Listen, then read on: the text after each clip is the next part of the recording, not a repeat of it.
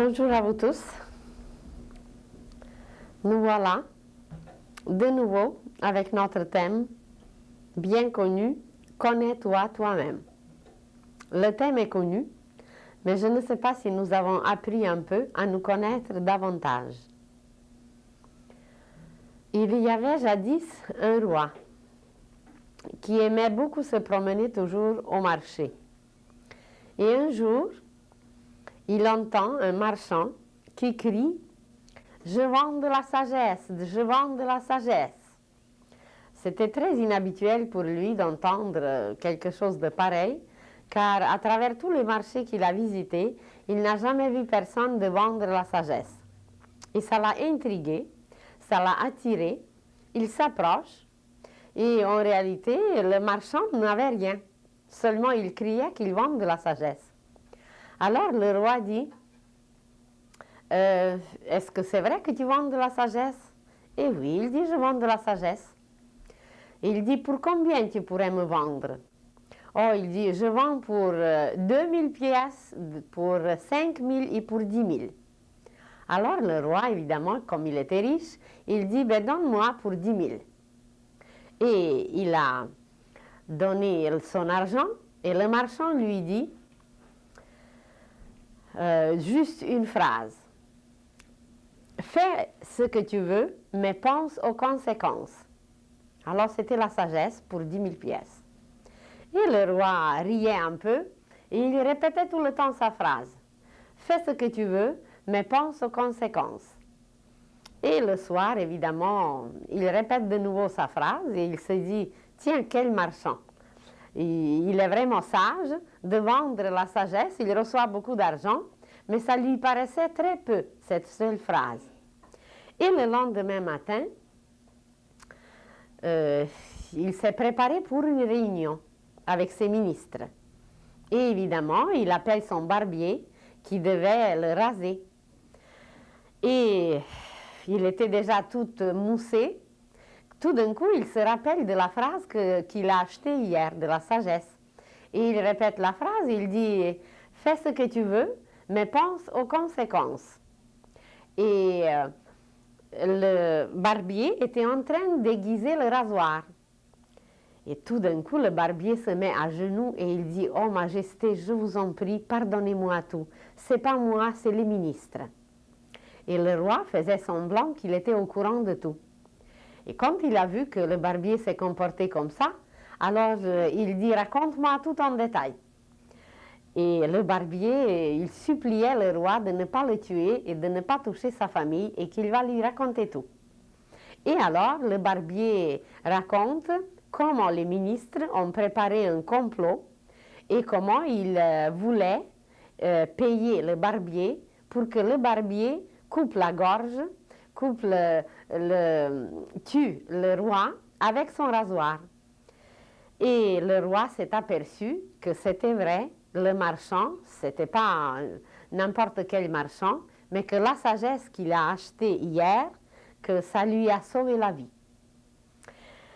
Et peut-être nous, aujourd'hui, on aurait besoin aussi d'acheter un peu de la sagesse quelque part pour que ça nous sauve la vie.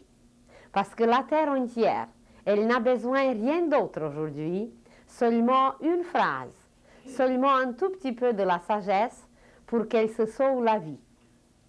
Vous allez dire oui, mais rien ne se passe, pourquoi sauver la vie? Vous avez peut-être lu dans les journaux que cette semaine, il y avait une comète qui a frôlé notre atmosphère. Alors, les comètes, ce sont des corps spéciaux. Les comètes ne possèdent pas leur voie de gravitation. Ce sont les corps errants. Et quand une comète se promène quelque part, c'est qu'elle amène certains événements qui sont en dehors de tout ce qu'on a projeté, de tout ce qu'on a pu planifier. Elle amène les événements un peu hors de l'ordinaire. Ça, c'est une des choses.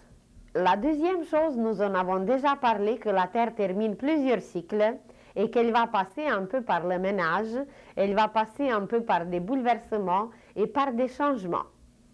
Mais c'est dans l'ordre des choses, chaque fois quand un cycle se termine, chaque fois la terre passe par ses purifications et la vie reprend de nouveau par la suite. Seulement présentement, cette purification et cette transformation sera beaucoup plus grande à cause qu'elle termine plusieurs cycles. Ce n'est pas un seul, mais plusieurs. Et un des cycles que nous terminons, c'est un cycle qui est très très grand et qui nous lie à un karma universel, qui nous lie à la question qui est connue chez nous, chez les humains, la question du bien et du mal. Imaginez que vous devez passer un chemin et que pour vous rendre à votre destination, vous devez prendre le train. Et qu'il n'y a aucun autre moyen pour s'y rendre, seulement le train, au moment quand on a fait le choix. Alors imaginez que jadis, il n'y avait pas d'avion. Et peut-être les voitures n'étaient pas encore au point. Alors, pour se rendre à une destination, l'humanité était obligée de prendre le train. Mais comme les trains jadis n'étaient pas si perfectionnés, alors ces trains amènent évidemment la fumée, la saleté. On se salit à travers ce train et c'est un peu comparable avec cette image, le passage par lequel l'humanité est en train de passer présentement. C'est comme si nous sommes dans un tunnel où aussi vous pouvez faire une image, la petite sémence qui était placée dans le sol. Quand elle a été placée, elle a commencé à s'imbiber des forces, des minéraux, de l'humidité, de l'eau et beaucoup d'autres sucres de la terre qu'elle attire. Et quand elle a reçu suffisamment de ces forces, quand elle s'est imbibée suffisamment, là, elle est obligée d'éclater pour pouvoir pousser, pour pouvoir donner la naissance à la tige. Et quand elle a éclaté, à partir de ce moment, nous, on ne sait pas, on ne connaît pas la petite sémence, comment ça se passe en elle. Mais imaginez qu'elle entre dans les souffrances. Parce qu'elle doit pousser cette tige, elle doit la mener vers le haut jusqu'à la surface du sol et elle doit rencontrer toutes sortes d'obstacles. Si nous prenons seulement la terre comme telle, sa structure avec des grosses mottes, avec des petites mottes, alors cette petite tige qui est toute fine, toute mince, elle doit se frayer un chemin à travers cette obscurité et à travers ces ténèbres, jusqu'à ce qu'elle arrive à la surface du sol. Alors, imaginez que nous, les humains, jadis, ça fait des milliers et des millions d'années, on était placés dans un sol de la matière, où on a commencé à attirer les forces, où on a commencé à utiliser les puissances du zodiaque, et même d'autres galaxies nous envoyaient des sucres, des jus, l'humidité et tout ce qu'il fallait. Et à un certain moment, notre conscience a éclaté. Et c'est là que la conscience s'est extériorisée et qu'on était capable, à travers nos 5 sens, de tout analyser, de tout voir, de tout apprendre, mais extérieurement. Et c'est là que notre petite tige, à travers ses connaissances, les recherches, les explorations, notre petite tige de connaissances et de conscience a commencé à pousser. Et c'est seulement en ce moment que l'humanité est entrée dans ce que nous connaissons aujourd'hui, le mal, les souffrances, la misère. Auparavant, notre conscience était bien au chaud, elle était liée à la conscience divine, et puis on ne ressentait rien parce que nos sentiments, notre sensation n'était pas développée pour ressentir. Vous allez dire, mais pourquoi il fallait passer par ce chemin? Eh bien, premièrement, pour atteindre la lumière par nos propres efforts, et deuxièmement, pour pouvoir comparer, pour pouvoir apprécier. Sans passer par ce passage, on n'aurait jamais pu apprécier, comparer, qu'est-ce que c'est la beauté et qu'est-ce que c'est la laideur, qu'est-ce que c'est la noirceur et qu'est-ce que c'est la clarté, qu'est-ce que c'est les ténèbres et qu'est-ce que c'est la lumière, qu'est-ce que c'est la méchanceté et qu'est-ce que c'est la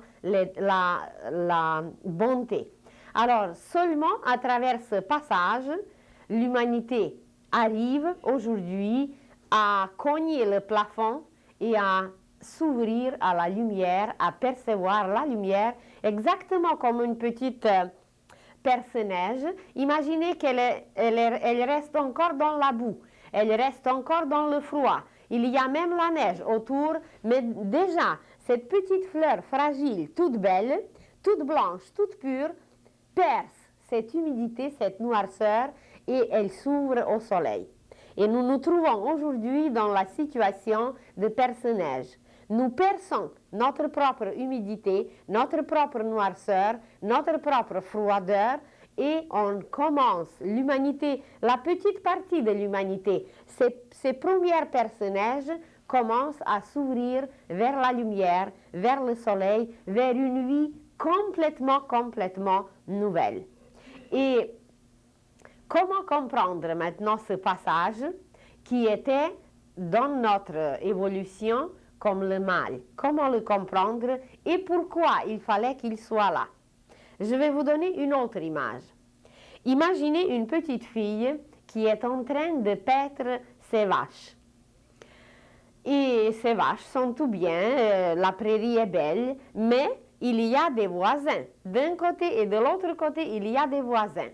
Et si les vaches s'en vont sur le terrain du voisin, la petite fille envoie son petit chien qui va les ramener là où il faut. Alors, la petite fille, c'est l'âme, c'est celle qui dirige tout. La vache, c'est la personnalité, qui n'est pas toujours obéissante. D'ailleurs, ça fait très peu de temps que nous avons parlé de notre servante, de la personnalité. Évidemment, les vaches nous donnent beaucoup de belles choses, elles sont extraordinaires, mais il faut les ramener là où c'est leur place. Et le petit chien, qui est un ami pour la petite fille, mais qui est un ennemi pour la vache, puisqu'il va la mordre. Alors c'est son ennemi. Mais en réalité, ce petit chien, il fait un service merveilleux parce qu'il met dans l'ordre toutes les choses. Il ne permet pas aux vaches de transgresser la loi. Alors, en réalité, c'est quoi le mal? Le mal, nous le provoquons quand nous exagérons, quand nous abusons, quand nous gaspillons une énergie. Alors, automatiquement, il y a la loi du retour, la loi du choc de retour qui nous apprend comment agir et qu'il ne faut pas transgresser. Le petit enfant qui est tout ignorant, il ne sait pas, il ne connaît pas la loi. Et imaginez qu'il met son petit doigt dans le feu. Mais vous, qui connaissez que ça brûle, si vous mettez aussi votre doigt, ça brûle aussi. Alors, et dans un cas et dans l'autre cas, on connaît ou on ne connaît pas la loi, elle agit pareil.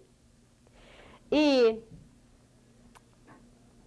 ce mal, en réalité, c'est notre propre production. Il existe seulement si nous transgressons une loi. D'ailleurs, on n'a pas besoin d'aller dans la spiritualité, on n'a pas besoin d'aller étudier les lois de la morale cosmique. Nous le voyons autour de nous. Vous voyez un voleur, vous voyez un criminel, vous voyez quelqu'un qui transgresse une loi civile, normale de notre société. Et qu'est-ce qu'on fait avec lui? On dit on le punit. Mais en réalité, la loi est là juste à cause que lui, le voleur, qui est encore un enfant dans sa conscience, il ne sait pas que c'est lui-même qui se punit. Bon, vous imaginez les enfants qui sont en train de jouer à la cour d'une école. Et dans les règles que le professeur, que la maîtresse, que le directeur leur a lues à plusieurs reprises, dans les règles, c'est marqué « Ne pas jeter les pierres parce que vous allez briser des fenêtres ». Et si ça arrive, évidemment, il faut la remplacer, il faut la payer, il faut la ranger. Alors, en sachant la règle, les enfants vont dehors et les enfants jettent les pierres et celui qui l'a jeté, qui a cassé la vitre, eh bien, il se punit lui-même s'il avait l'argent à payer. Mais ce n'est pas en réalité lui-même, c'est ses parents qui doivent payer. Alors, la punition lui revient automatiquement Parce que la règle est ainsi, la loi est ainsi, que c'est nous-mêmes qui nous... C'est pas le directeur qui le punit, c'est pas le professeur qui le punit, il se punit par lui-même. Mais ce que nous ne savons pas, c'est quand nous transgressons une loi et nous ne savons pas que nous la transgressons. Alors depuis des millénaires, depuis l'époque lémurienne, l'humanité a commencé à transgresser la loi. Pourquoi? Parce qu'on nous a permis d'avoir l'accès aux énergies universelles directement. Depuis l'époque lémurienne, nous les utilisons par nos propres moyens. Nous les captons par nos doigts, nous les captons par nos yeux, nous les entendons par nos oreilles. Tout ce qu'on nous enseigne, ce n'est que la loi. Évidemment, ça a été dans le passé et ça continue à être comme ça, mais malgré que nous connaissons la loi des fois, nous continuons à agir à notre façon et à notre tête. Et qu'est-ce que ça apporte? Tôt ou tard, et ce que nous ne voyons pas toujours, c'est la conséquence. La loi va agir d'ici 2000 ans. Mais nous ne voyons pas la cause, nous voyons seulement la conséquence, et ça nous paraît par la suite injuste. Mais il faut savoir qu'il n'y a jamais aucune injustice nulle part, seulement une justice qui nous revient selon comment nous avons utilisé cette énergie universelle, comment nous avons bénéficié, profité ou maltraité la lumière, et selon cette utilisation par nous-mêmes, eh bien, les conséquences nous arrivent à nous-mêmes. Si on a exagéré avec quelque chose qui a endommagé notre santé jadis, ce n'était pas nécessaire que la maladie se présente immédiatement jadis. Elle va se présenter dans quelques siècles. Et aujourd'hui, nous voyons seulement la maladie, mais nous ne voyons pas par quoi nous avons transgressé la loi et par quoi nous avons provoqué cet état dans nos cellules. Peut-être je vous en avais déjà parlé. Imaginez qu'aujourd'hui, l'humanité est encore atteinte, l'humanité est encore menacée, par exemple, par les maladies vénériennes. Et imaginez que la cause de ces maladies, elle est dans l'époque lémurienne. Ça fait des millénaires qu'on nous a offert, qu'on nous a donné à utiliser raisonnablement la force de la procréation, ce qu'on dit aujourd'hui la force sexuelle. Et quand on a démesuré jadis, et quand cette dette, vous vous endettez envers une banque, et qu'est-ce que fait la banque? Elle vient demander son argent. Mais imaginez que dans le monde invisible, c'est plein de banques, c'est plein d'énergie, parce que l'or, l'argent, c'est une énergie qui nous permet de fonctionner sur la Terre. Mais il y a une autre énergie qui est la force. Il y a une autre énergie qui est l'intelligence. L'intelligence, c'est aussi une énergie. La force, c'est aussi une énergie. Il y a la force de l'amour. Vous aimez quelqu'un et vous lui promettez d'aller pour lui jusqu'au bout du monde ou d'aller lui décrocher la lune. Mais c'est toute une énergie, cette énergie de l'amour qui vous permet de faire des promesses. Évidemment, on ne les tient pas toujours, mais on est capable de faire ces promesses à cause de cette énergie. Alors, quand on exagère, et surtout quand on abuse de cette énergie, il y a par la suite une restriction, il y a une douane. Exactement comme dans notre monde, dans l'autre monde, dans le monde invisible, c'est pareil. Et on nous demande de donner des comptes. On nous demande de rendre des comptes. Et alors, par une exagération, par des abus et par le gaspillage des énergies différentes, voilà par exemple, seulement en exagérant, en abusant cette énergie de la procréation, ça veut dire au lieu de procréer des beaux enfants, l'homme a utilisé cette énergie pour sa propre sensualité, pour ses propres désirs, pour sa propre jouissance, sans se préoccuper de sa progéniture. Et qu'est-ce que ça a donné par la suite? C'est que dans son propre sang, comme c'est une énergie pour procréer, et quand elle n'est pas bien dirigée, bien utilisée, ça fait un effet contraire, ça fait dégénérer.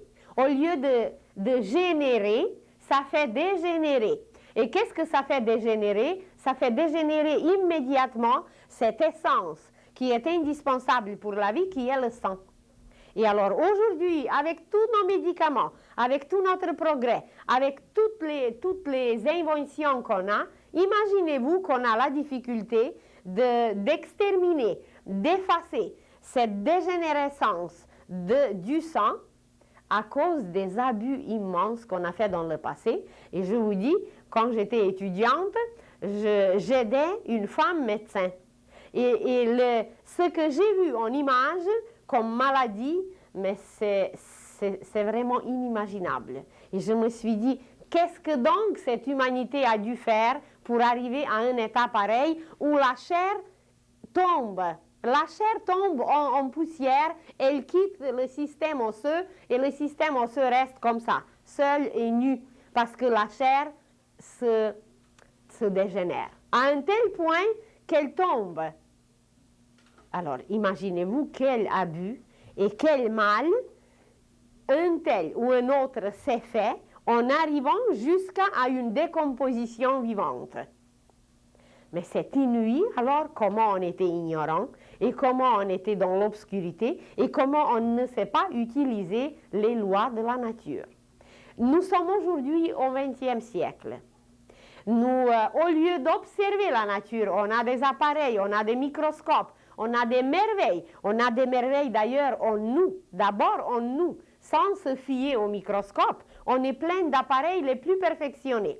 Alors, au lieu d'observer cette belle nature, comment elle agit, comment elle grandit, elle fait pousser des choses, comment elle fait mûrir des choses, alors on ne l'observe pas et au contraire, on introduit en elle des éléments antinaturels, des éléments qui font déranger ses propres lois, par exemple tous les produits chimiques.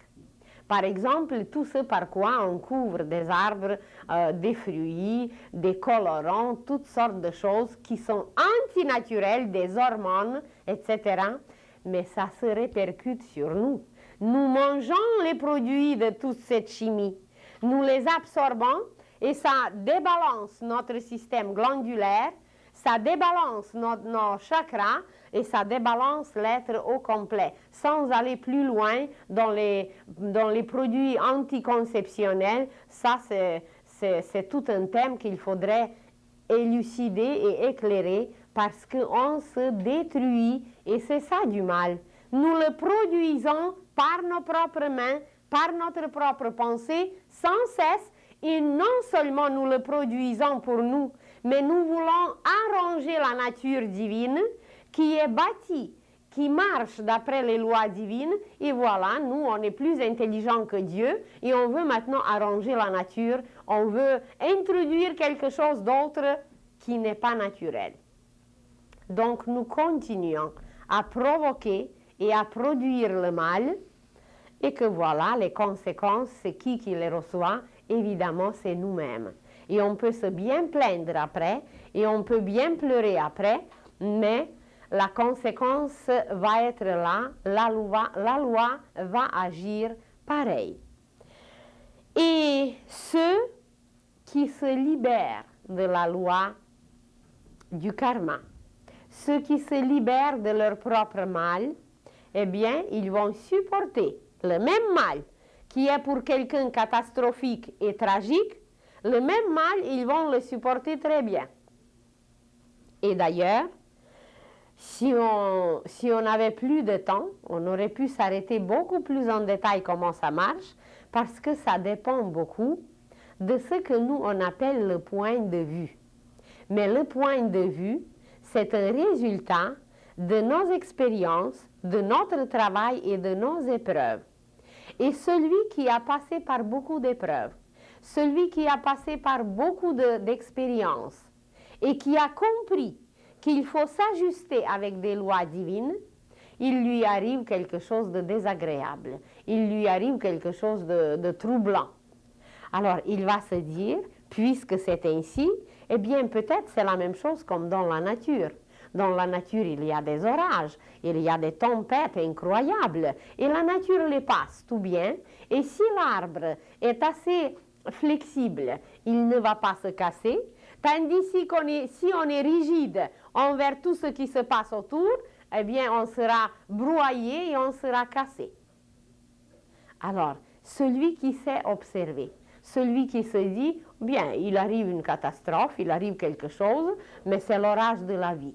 Et à travers cet orage, je vais bien passer et je vais essayer de me préparer mieux pour les orages futurs. Parce que pour l'instant, jusqu'à ce que nous passons par la loi de la dualité, tout ce passage dont je vous parle, tout ce train par lequel nous passons maintenant, ça s'appelle la loi de la dualité. Ça veut dire qu'il y a des alternances, qu'il y a des oppositions et qu'il y a des contraires. Et pendant ce passage, qui est un passage dans notre évolution, alors nous passons par la loi de la dualité. Ça veut dire qu'il y aura toujours du noir et du blanc. Il y aura toujours l'obscurité et la lumière. Il y aura toujours le mal et le bien.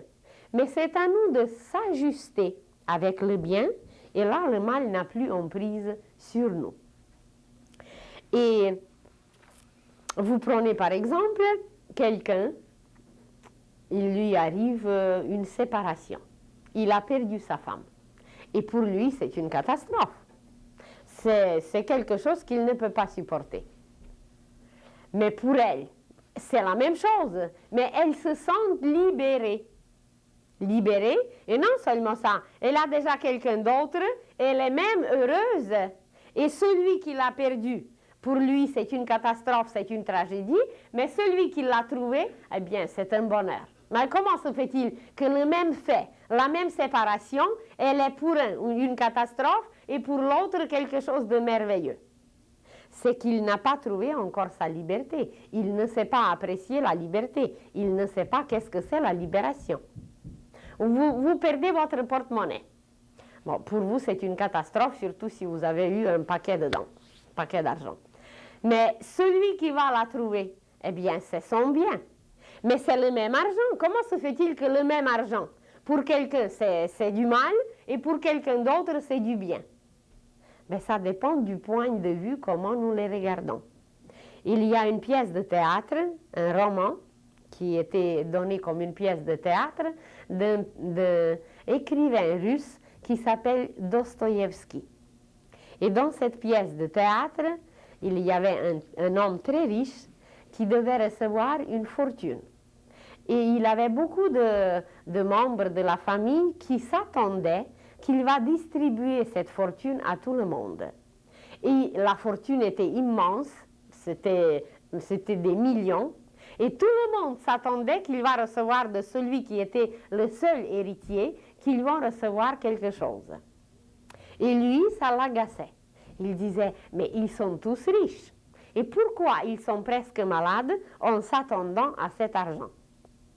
Et la situation, comme dans une bonne pièce de théâtre, elle était telle que tout d'un coup, ils étaient tous ensemble et on a lui livré cet argent. On lui livre cet argent devant tout le monde. Et là, c'était presque la hystérie. Il y avait ses cousines, il y avait des membres de la famille qui avaient la difficulté de se retenir parce que la fortune était là et puis ça les rendait malades.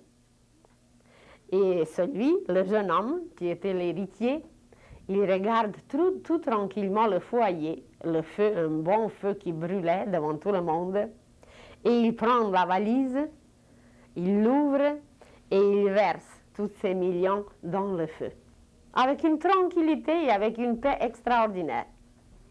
Et puis, alors, c'était le malheur. C'était le malheur pour toute la famille, sauf lui qui était l'héritier de ces millions. Mais comment ça marche alors? Comment est notre point de vue et quelle sorte d'opinion nous avons que ceux qui ne sont pas les héritiers, que ça les rend malades et fous, et celui qui est l'héritier, il est capable de se libérer parce qu'en réalité, personne ne mourait de faim. C'était des riches, c'était la bourgeoisie russe. Alors personne, tout le monde a pu être aussi bien après la fortune qu'avant la fortune.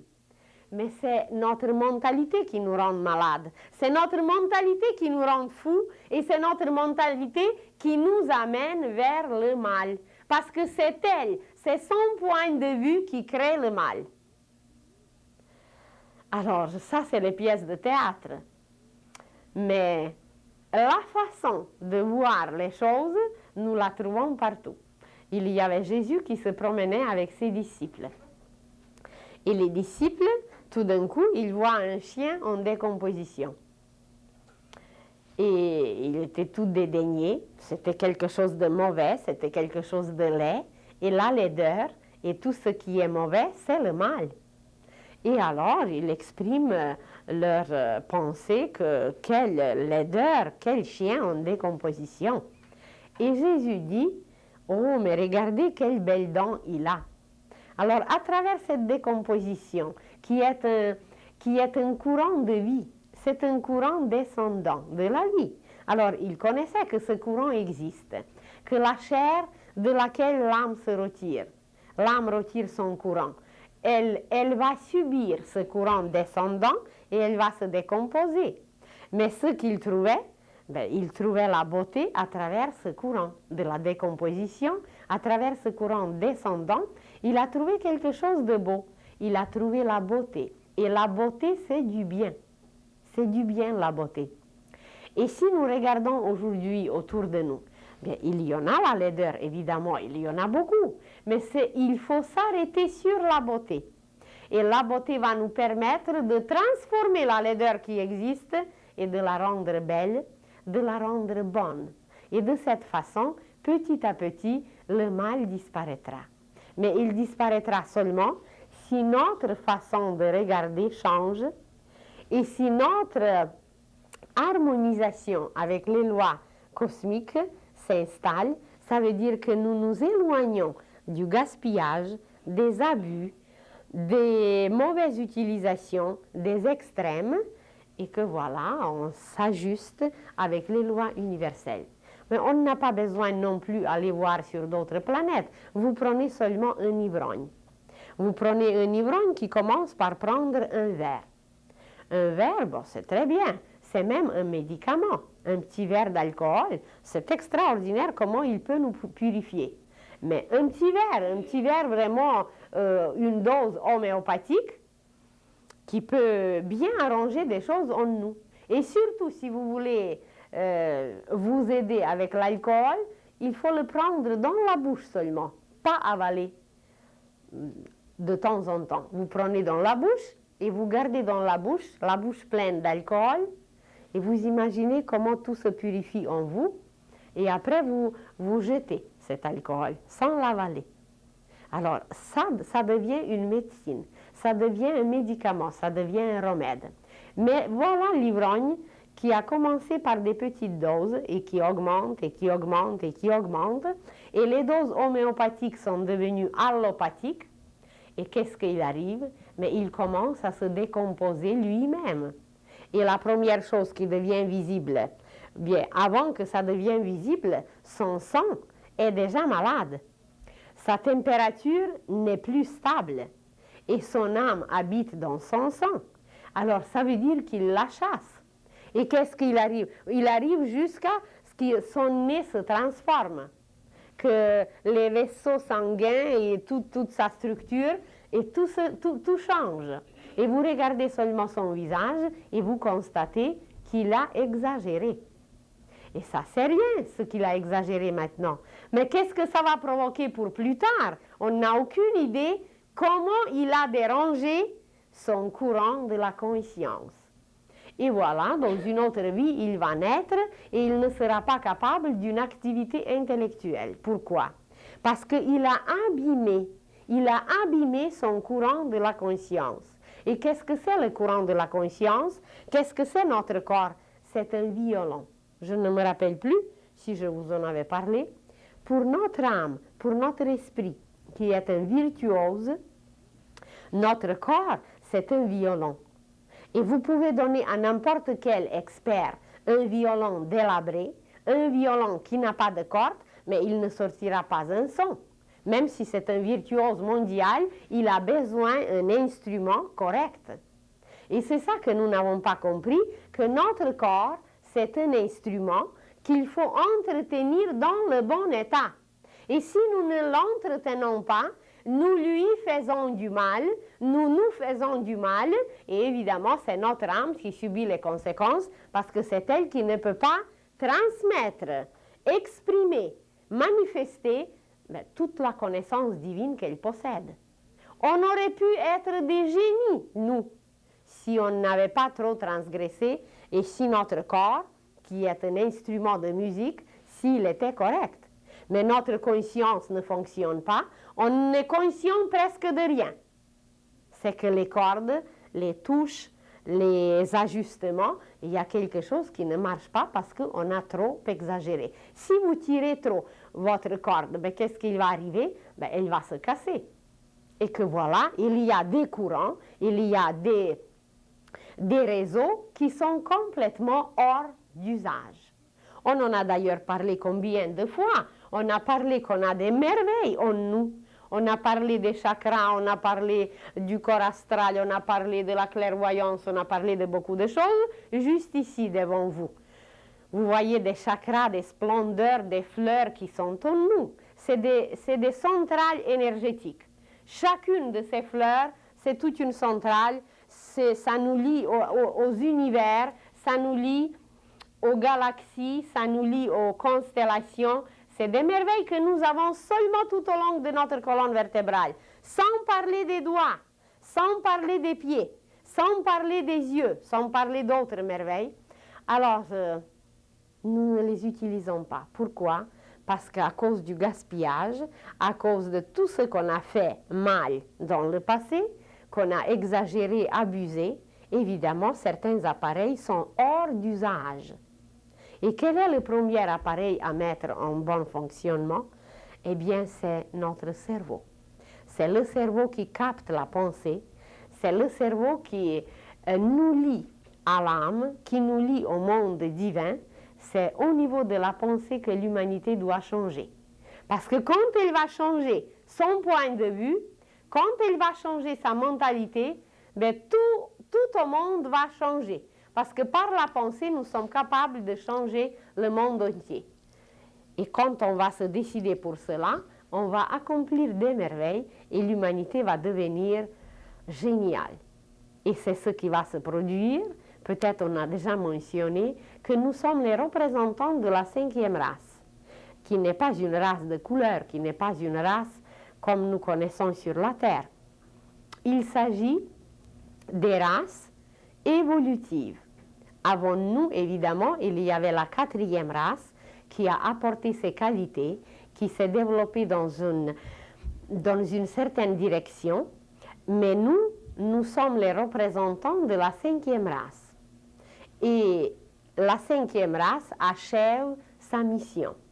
Évidemment, elle ne l'a pas bien fait, sa mission, parce qu'elle devait, grâce à l'intellect, se lier à la conscience de l'âme. Et nous l'avons manqué, nous ne l'avons pas fait, seulement une toute petite minorité de l'humanité. Même pas un quart, aujourd'hui, sera capable de se lier à l'âme. Mais un quart, c'est très peu. Il reste 3/4 de l'humanité qui ont raté leur examen, qui ont raté leur mission. Et qu'est-ce qu'il va arriver avec ce quart?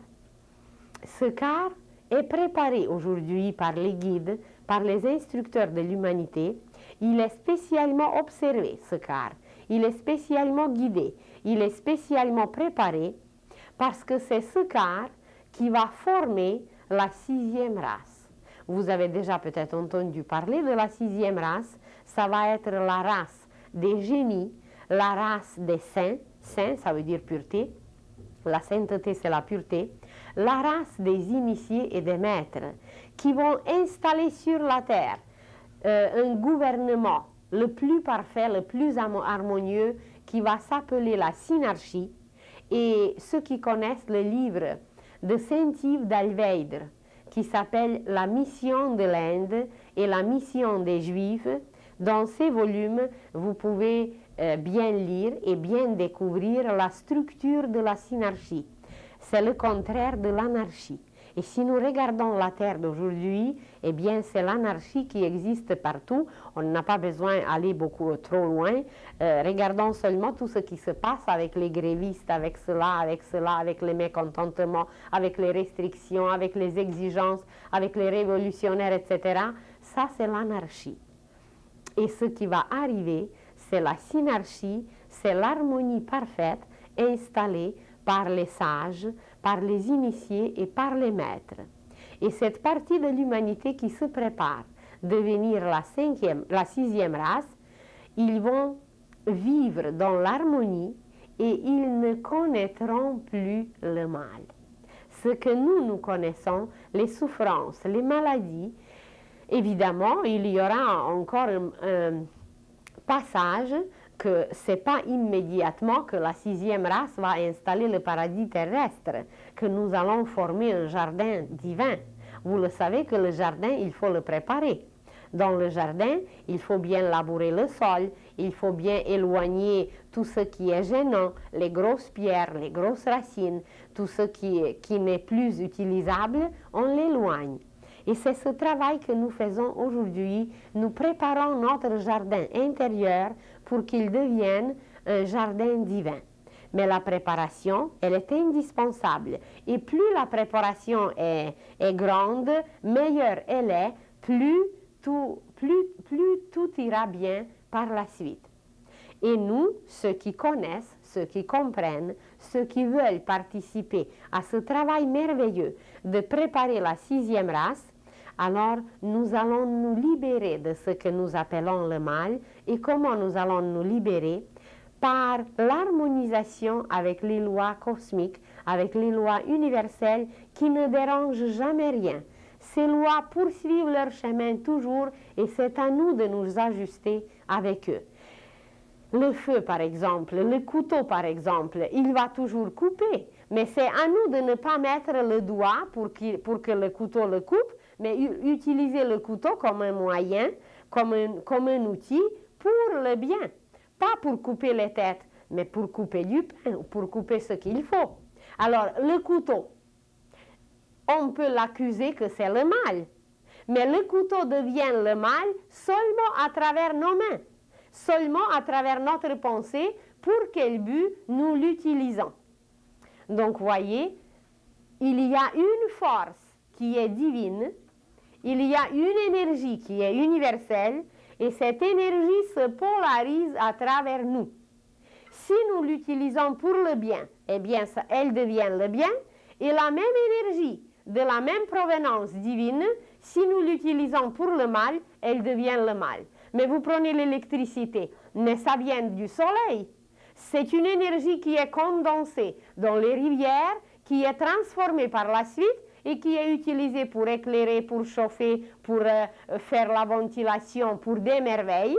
Et d'ailleurs, selon les appareils à travers lesquels elle passe, elle se modifie et transforme. Si vous la passez par le poêle, elle va donner la chaleur. Si vous la passez par une lampe, elle va donner la lumière. Si vous la passez par un ventilateur, elle va donner le vent. Et il y a beaucoup d'autres modifications de la même énergie. Et partout où nous donnons un but correct, un but de chauffer, d'éclairer, de purifier, etc., eh bien, ça va être correct. Mais si vous la faites passer par la chaise électrique, eh bien, ça va tuer. Donc, ça dépend de nous. Et le couteau, c'est pareil, c'est un outil extraordinaire. Peu importe qu'il est lié au Mars, parce que chaque chose, elle est liée à une planète. C'est un outil martien. Mais ça dépend de nous pour quel but nous l'utilisons. S'il faut éplucher quelque chose, s'il faut couper du pain, ben c'est merveilleux.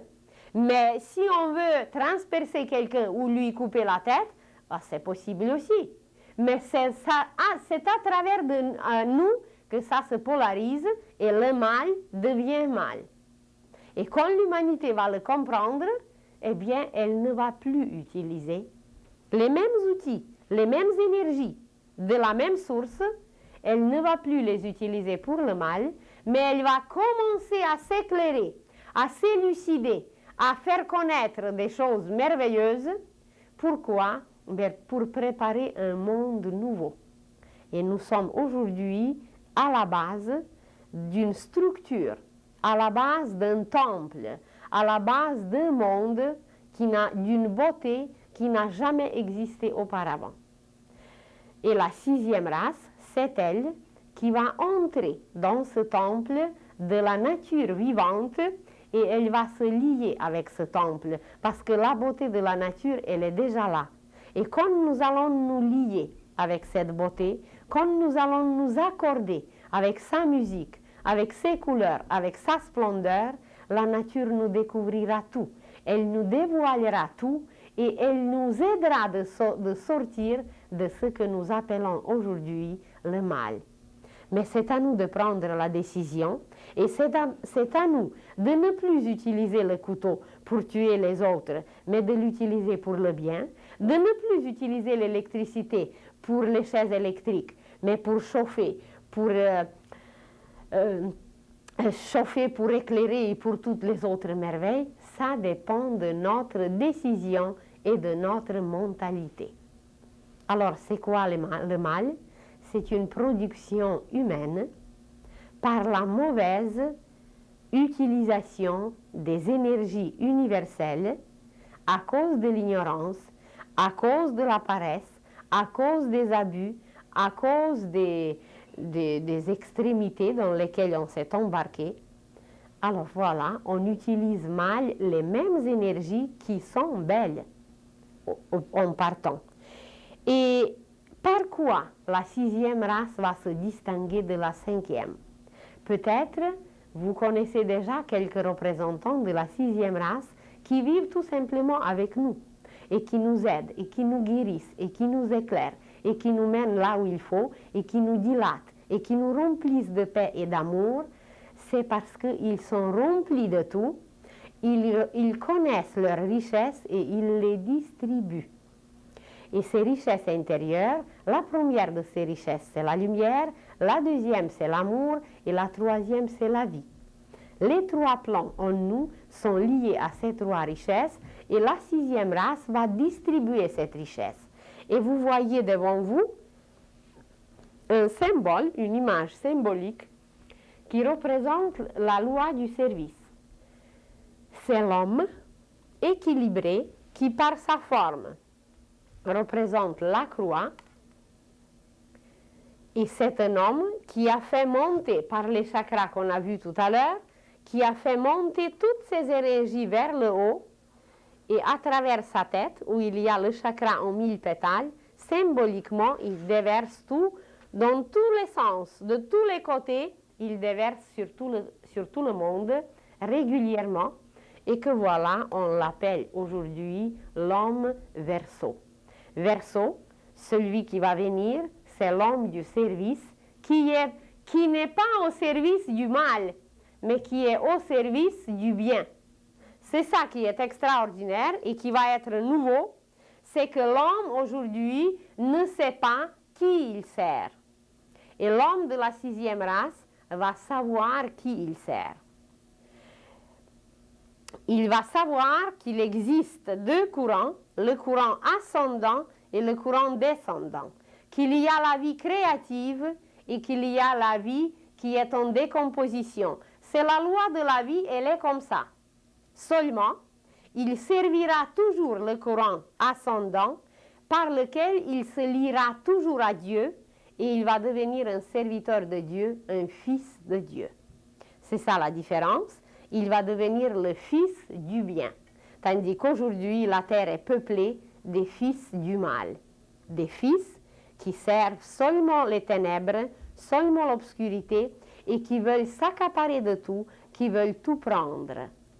Et la première loi de la loge noire, c'est de brimer la liberté des autres.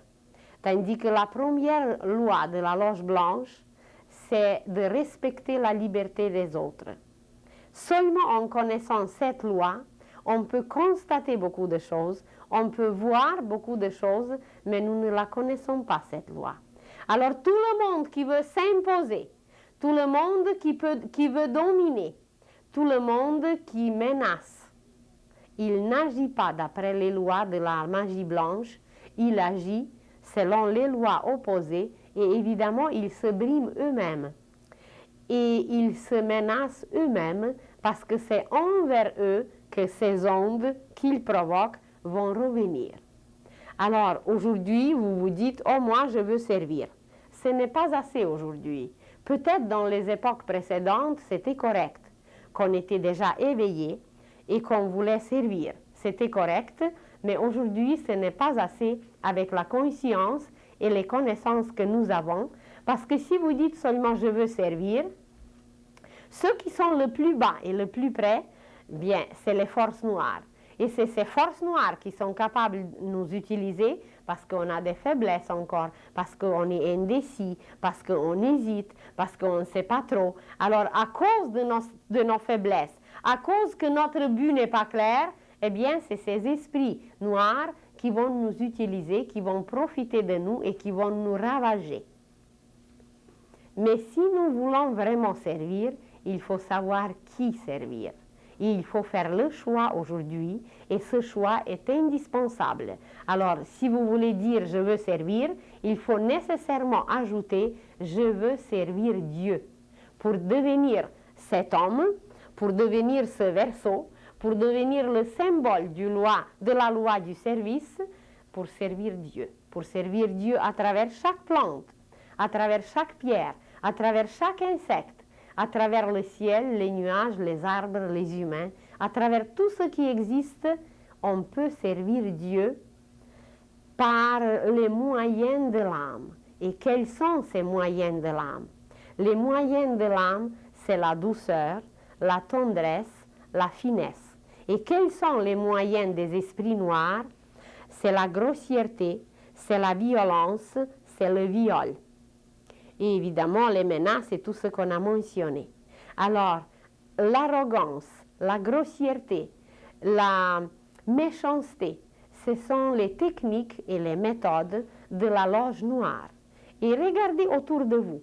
Dès que vous voyez quelqu'un qui est grossier, ce n'est pas nécessaire qu'il soit reconnu comme un sorcier, mais c'est un sorcier.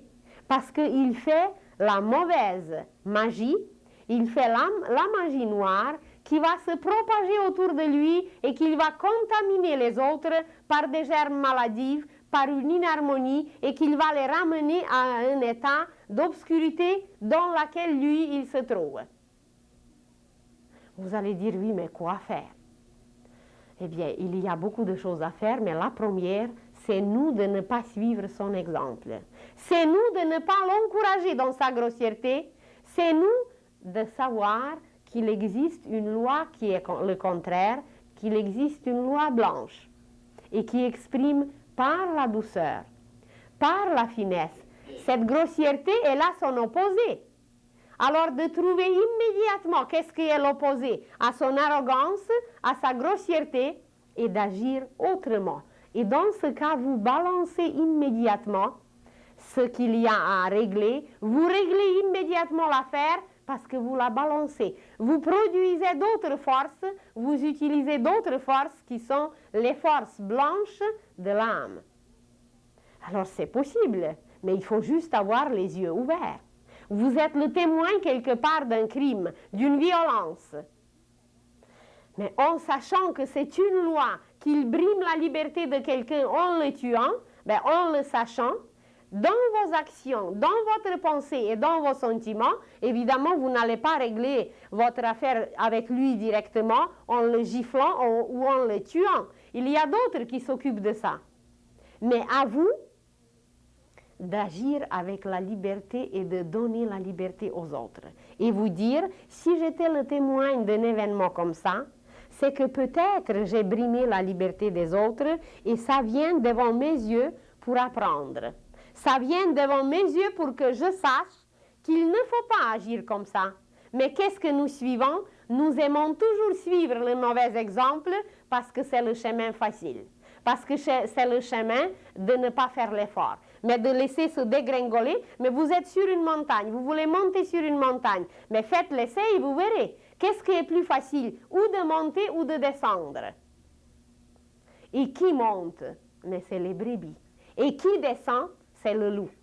C'est la loi du loup de descendre pour aller chercher la proie en bas. Et qui monte? Ben, c'est les brebis, les agneaux, qui sont les symboles du Christ, par leur pureté, par leur douceur. Alors, au lieu de dégringoler et de suivre l'exemple du mal, ben de se dire, ben je vais monter sur la montagne, où il y a l'air pur, où il y a le soleil, où les brebis se trouvent, où il y a toute une pureté et tout un monde d'esprit lumineux. Alors c'est ça aujourd'hui. Évidemment, vous allez trouver partout autour de vous des mauvais exemples. Il n'y a peut-être que du mal, si on ne veut pas voir autre chose. Mais si on ouvre les yeux, on va partout trouver le bien. Et surtout, ce bien, ça demande un effort. Parce que ça demande de monter. Montez sur une montagne. Faites expérience et vous verrez. Vous allez descendre très vite et très rapidement. Mais pour monter, eh bien, ça prend un effort.